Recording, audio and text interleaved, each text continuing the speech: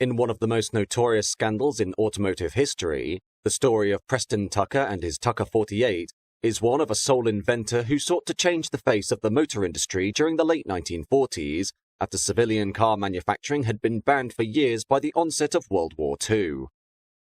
Unfortunately, Tucker's attempt to create an exceptionally innovative model for the masses, his pioneering Tucker 48 or Tucker torpedo, brought him into conflict with powerful enemies, ones who saw the potential his model had at changing the shape of the market, and thus used political and legal weapons to smear and ultimately destroy his dream. The Tucker 48 was the brainchild of former car salesman Preston T. Tucker, who had created a sturdy reputation for wartime engineering and had also seen a brief stint on the assembly line of Ford, Tucker truly establishing himself through his ability to sell Studebakers and Chryslers using on-the-street methods, such as setting up a fleet of cars and enticing passers-by with sales pitches. During World War II, Tucker had launched multiple entrepreneurial efforts to help the United States Armed Forces, including a rear-engined aircraft, a gun turret for B-17 bombers, and a high-speed combat vehicle, though none would make it beyond the concept stage. The end of the war in 1945, seeing Tucker resolve to become a car maker in his own right, capitalizing on his visceral understanding of car buyers, plus the technical knowledge he had gained in the racing world. With the odds stacked against him, including a lack of capital and the perfect combination of brand, marketing, engineering prowess, manufacturing might, and a coherence with the emerging zeitgeist, Tucker would set out to design a car that would become the next era of motoring, incorporating the comfort, efficiency, safety, and affordability inherent to regular sedans of the time, but combining them with suspension, body engineering, and powertrain performance that far exceeded anything on the market. George Lawson, an experienced Buick designer, was employed to draft up the styling for a sleek sedan, one of the signature elements being its fenders that would turn with the front wheels of the car to illuminate the way through corners, Lawson creating a quarter-scale clay model, which was photographed against a background to look realistic enough to be full size, thus commencing Tucker's publicity campaign alongside automotive journalist Charles T. Pearson. Tucker had correctly assessed the mood of the American public, who had been starved of new cars since civilian motor production ceased at the start of America's involvement in World War II in 1941, with word rapidly spreading throughout 1946 of Tucker's proposed machine, which would feature disc brakes, independent suspension, streamlined styling, and, most notably, a center headlight, while the engine would be rear-mounted and mated to a new hydraulic fluid drive transmission with a torque converter at each wheel. An air-cooled, six-cylinder, horizontally opposed engine, displacing 589 cubic inches, based on each cylinder having a bore and stroke of 5 inches by 5 inches, was cobbled together and installed, with great difficulty, at the rear of the prototype, with Tucker claiming the 589's massive dimensions were recommended to him by Harry Miller, the famed American race car designer and builder, prior to his passing in May 1943. The general outline of the car was for it to be a four-door, six-passenger vehicle weighing around 3,000 pounds with a 128-inch wheelbase, while proposing a retail price of between $1,800 and $2,000, the car also including a 24-volt electrical system rather than the standard 6-volt, and the rear-mounted engine would be easily replaced in service rather than repaired. In order to raise the necessary capital, he turned to the assistance of Floyd T. Cerf, a Chicago financier who would handle the stock prospectus, the Tucker Corporation being officially founded on July 8, 1946, while its main production facility would be a former engine plant for B-29 bombers in Chicago that was now idle following the end of the war. With the factory providing its own tool shop, foundries, forging facilities, and a kitchen that could serve 17,000 men, as well as being ideally located in the Midwest United States, within easy access of a workforce, and close enough to Detroit to tap industry suppliers, the War Assets Administration agreed to lease the plant to Tucker at favorable terms, with only a $25,000 down payment. Back in Chicago, Cerf, on behalf of Tucker, would seek $20 million in investment as soon as the car builder had a prototype in hand, thus meaning speed was of the essence when developing the new car. Alex Tremulous, former styling chief of Auburn Cord Duesenberg, refining the Lawson drawings into a more production-ready design, while also convincing Tucker that the steerable front fenders were unsafe. Within a strict 60-day window set by Tucker, Tremulous and his team built the first prototype, bypassing the usual convention of clay model making by repurposing an Oldsmobile chassis found in a nearby junkyard, Tremulous eventually assembling the first example of the Tucker 48 in 100 days. The prototype, which became known as the Tin Goose, was unveiled to the public at the Chicago factory on June 19, 1947, the car being very rough, with body panels that required hundreds of pounds of lead solder, while the front bumper was made of wood that had been painted black with metal inlays to give the appearance of chrome, and the engine could not be easily started.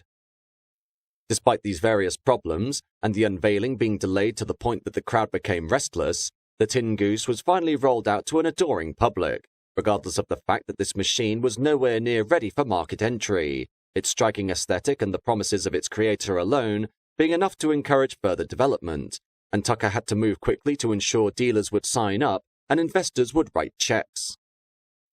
By June 1947, his company employed 725 people, and following the fraught but enthusiastic presentation of the Tin Goose, 49 distributors and 363 dealerships in the United States had signed on to the project, with forward plans being to entice a further 100 distributors and 2,000 dealerships within the first 2 years of sales entry. To drum up sales, Tucker decided to take the Tin Goose on a promotional tour, this being a delicate balancing act of presenting a prototype that was barely even a shadow of the proposed car, while engineers, designers, fabricators, and draftsmen back in Chicago frantically developed the model expected by the public. The promotional tour, though, was a public relations coup for Tucker, with New York's Museum of Science and Industry displaying the Tin Goose during August 1947, with 15,000 people paying 48 cents to view the car of tomorrow, one of them being an 8-year-old Francis Ford Coppola, who would later make a feature-length movie about Tucker's endeavors during 1988. Back in Chicago, designer Philip Egan went to work on interior drawings and concepts, with Tucker wishing to emphasize the car's safety, some of these elements including a pop-out windshield, a padded dashboard, and simple controls within arm's reach of the driver, though due to his inability to create a custom steering wheel, a batch of Lincoln Zephyr units were sourced from a friend at Ford. Meanwhile, the 589 engine, despite its enormous displacement, made only 83 horsepower, and its hydraulically actuated valves were not ready for mass assembly, Preston Tucker establishing a skunkworks engineering team that included his son Preston Tucker Jr., with this small group of workers being given only 90 days to develop a suitable powertrain. After evaluating various engine manufacturers, a 6-cylinder helicopter engine made by Air-Cooled Motors of New York, formerly Bell Aircraft, was chosen. This power unit, dubbed the Franklin engine after designer H. Franklin, being purchased, stripped down, and then rebuilt for use inside a car, including its reconfiguration from air to liquid cooling. As it turned out, the Franklin engine proved to deliver the power and performance necessary to match the aspirations of Tucker, and worked so well that the Tucker Corporation purchased Air-Cooled Motors outright, though there were still notable problems with the use of the Franklin engine, specifically the rear location of the power unit, that presented packaging problems for a transmission, and the fluid drive transmission remained more fantasy than reality.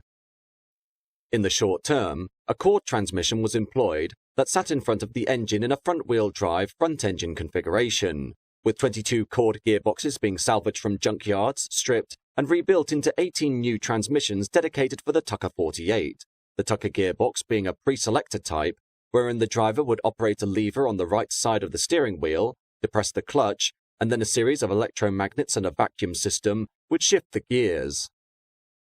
In the end, the salvaging of various parts and the tight turnaround for the Tucker 48 paid off, as on March 9, 1948, the first production car, number 1001, was presented to shareholders, the Franklin engine now being able to produce 166 horsepower and 372 pounds-feet of torque, while dealers and distributors were kept abreast of the car's progress by way of a monthly newsletter called Tucker Topics, and was done so as to not allow them to lose faith in the project.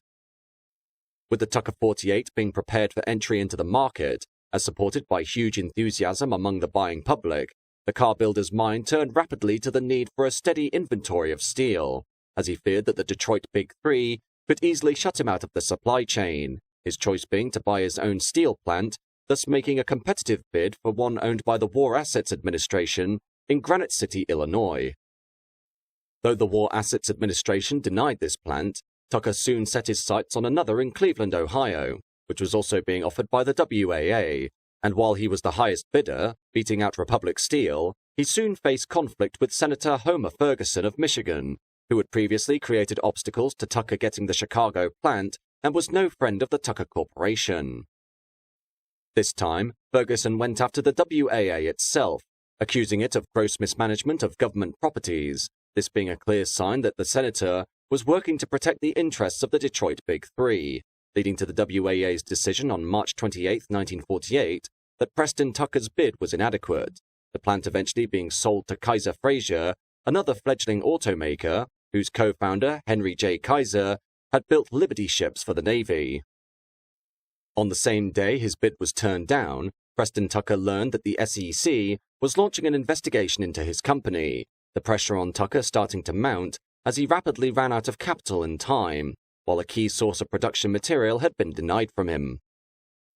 Less than 2 weeks later, Drew Pearson, one of the top newspaper columnists of his time, reported publicly that the Tucker 48 was a fraud because it had no reverse gear, a problem that, in reality, was only endemic to the hastily assembled Tin Goose prototype, though regardless of the fact that the production Tucker 48 was capable of going backwards, the damage to the car's reputation was done and a storm of negative media followed. The unraveling was swift, with the Tucker Corporation stock falling by half and investors immediately losing some $10 million in value, the banks ultimately freezing credit, and on June 14, 1948, the SEC subpoenaed the Tucker Corporation's records. Despite these setbacks, on the factory floor work continued at pace on the first 50 Tucker 48s, and development was underway for an automatic transmission, a prototype called the R1, being demonstrated to the media in Detroit, all while SEC investigators swarmed Tucker's factory. In response, Tucker went on the offensive, writing an open letter to the automobile industry and publishing it in several national newspapers during mid-June, the car builder laying blame, without direct mention, on Homer Ferguson, and thus attempting to win over the court of public opinion as his last hope of staving off the unwarranted attacks of the American auto industry and the political class in Washington, while at the same time getting the Tucker 48 into production. Though a few auto reviewers were able to sample those Tucker 48s that had been assembled, leading to overwhelmingly positive appraisals, by Thanksgiving 1948, Preston Tucker had idled his plant completely while he looked for a financial savior. Rumors that Howard Hughes was interested in bailing out Tucker being false, while the legal forces being marshaled against Tucker culminated in an announcement on February 14, 1949, that a federal grand jury would begin investigating the carmaker. On June 10, 1949, the grand jury indicted Preston Tucker and 7 of his associates on charges of mail fraud, conspiracy, and SEC regulation violations, alleging that the Tucker Corporation had raised $28 million but had spent it all on promotion and building a car while making false and fraudulent statements. Tucker rebuffed these claims, but the media were unrelenting in their attacks on his character, with the influential Collier's magazine publishing a Tucker takedown on June 25th, containing information that was clearly gleaned from an SEC report that was supposed to be a sealed document, and to which Tucker and his attorneys had never seen. Anti-Tucker fever was pitched by the time the federal trial in downtown Chicago began on October 5, 1949, with a federal judge having voided the Tucker Corporation's lease on the Dodge plant the previous day, the prosecution calling 73 witnesses in a case that dragged on into the new year, though ultimately, on January 22, 1950, Preston Tucker and the other defendants were found not guilty of all 31 counts. In the wake of Tucker being acquitted of all charges, his legal victory was very much a Pyrrhic one, as he would emerge from the Chicago courthouse a vanquished man, bankruptcy court ultimately picking over the remains of the Tucker Corporation and the physical assets, including the fleet of fully and partially assembled Tucker 48 sedans, which was sold at auction in October 1950. Preston Tucker himself would spend the rest of his life trying to clear his name, while floating other prospective automobile ventures in Brazil, though failing health as a result of lung cancer, caused by his heavy smoking, would see all these projects go with him to the grave upon his death in December 1956.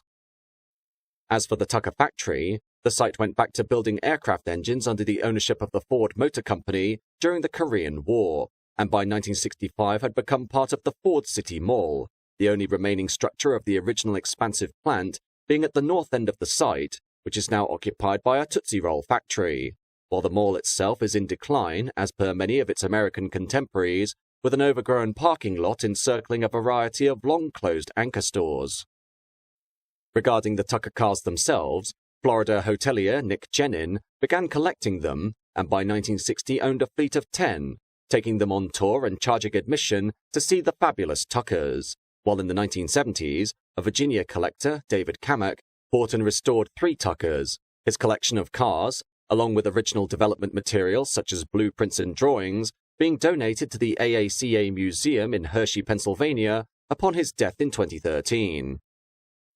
In 1988, the aforementioned Francis Ford Coppola movie, Tucker, The Man and His Dream, starring Jeff Bridges, Lloyd Bridges, Martin Landau and Mako, revived interest in the Tucker cars, and values for the survivors climbed rapidly after years of stagnation, with Tucker 48s today garnering resale prices of up to and beyond $1 million,